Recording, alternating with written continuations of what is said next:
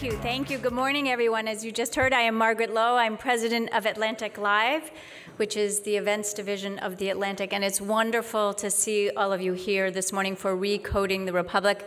I hope you had lots of coffee and good food to fuel you for a morning of deep and wide-ranging conversation. Our purpose today is to explore what can be done to bridge this country's many divides. America has always been a nation of differences, races, classes, tribes, teams, parties, rugged individualism, and different groups fighting for a place at the table. But I think it's fair to say that the 2016 election exposed new and perhaps deeper fault lines than we knew were there.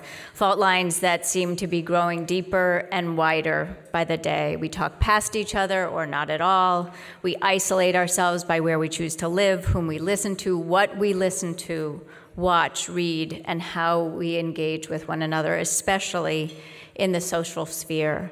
Partisanship, distrust of institutions, abandonment of democratic norms swirl on air and online. At The Atlantic, we actually talk a lot about the American idea. Explaining that ideas was, in fact, one of the founding missions of our magazine 161 years ago, along with the cause of abolition. And there was a belief that there was something exceptional about America: democracy, rights, liberty, equal opportunity for all. It was a place that required a government of all of the people, by all of the people, for all of the people. And yet, I think it's fair to say that this democratic experiment seems fragile. So the question at hand this morning is, how do we rebuild or recode a country where the American idea works for everyone, where there's a shared set of values, not a choice between radically opposing ideologies, but something more nuanced? As one of our wisest editors suggests, the greatest danger facing American democracy is complacence. So we will probably not find all the answers today, but we can guarantee that we will not be complacent, and perhaps together we can begin to crack the code. We can certainly listen to one another and to disparate point of views. Before we get rolling, I do want to thank UCLA for making today possible. This university provides the perfect backdrop for this conversation. I had the pleasure of taking a run across the beautiful campus this morning, and I was struck as I saw all these students milling and walking and taking photographs just in advance of graduation in front of one another.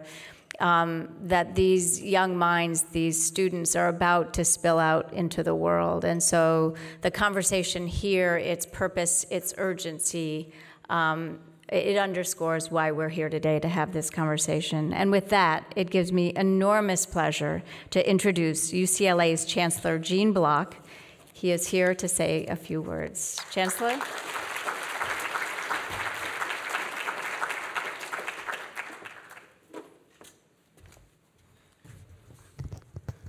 Good morning, and for those of you that don't live at UCLA, it's a pleasure to welcome you to UCLA for the important discussions that are going to take place. So UCLA, of course, is known as a big research enterprise, about $1 billion in research, sponsored research each year. For the 45,000 students that we educate, we are the largest university in California. And for a mega hospital down the street that reaches millions of patients each year. But it's really the third part, so that's education, research, but the third part of our mission, service, that I'd really like to focus on today. So as a public institution, and we're really public in our DNA, in our values, in our mission, part of it is to give back to our community and contribute in important ways. And given the global reach of UCLA, it's also important, in fact, an obligation for us to be a convener for important discussions like the one we're having today. Our commitment to this role has inspired us, along with our great partners, Meyer and Rini Luskin, to build this conference center, which is very, very new, and yet I cannot remember what it was like before having this conference center. These are precisely the types of events we had hoped to host here. We thought when we had a conference center, we could bring people together for important discussions, and we are so grateful that the Atlantic is the kind of organization that is the type of conference we want to hold here. The type of bold, thoughtful, and impactful journalism they practice is critically important to the country right now. I'm honored to have the Atlantic here for these vital conversations about our country's future. And this is clearly a divisive moment in America. We all know that. These divisions, these bickerings between parties, certainly is true for a lot of democratic countries throughout the world.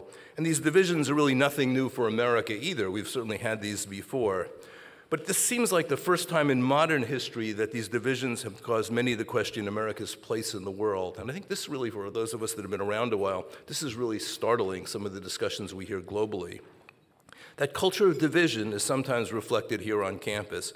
I'd say almost always reflected here on campus, where we too struggle with issues, complicated issues such as free speech issues.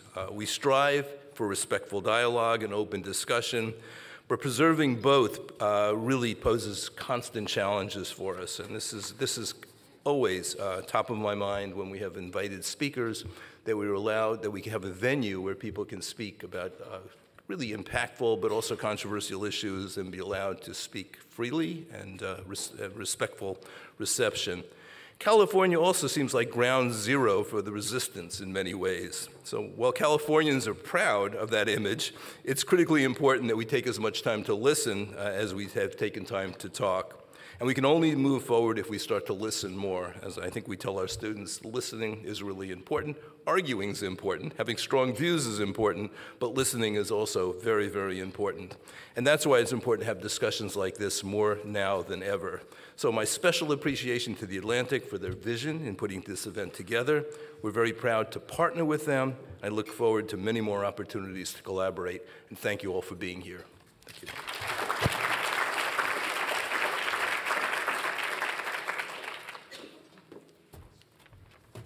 Thank you so much, Chancellor Block. Now, much less lofty notes. Please silence your cell phones, but don't put them away because we'd love you to join the conversation on Twitter. We are at AtlanticLIVE. The hashtag is AtlanticRepublic, all one word. We would love you to join the conversation in the room too, so we're going to be leaving time for your questions throughout the morning. And we will now get rolling. We begin with a conversation about what it will take to overcome this country's fierce political tribalism. For that, we welcome Amy Chua, a professor at Yale Law School and the author most recently of the book Political Tribes. She is here with my colleague, Jeffrey Goldberg, editor-in-chief of The Atlantic.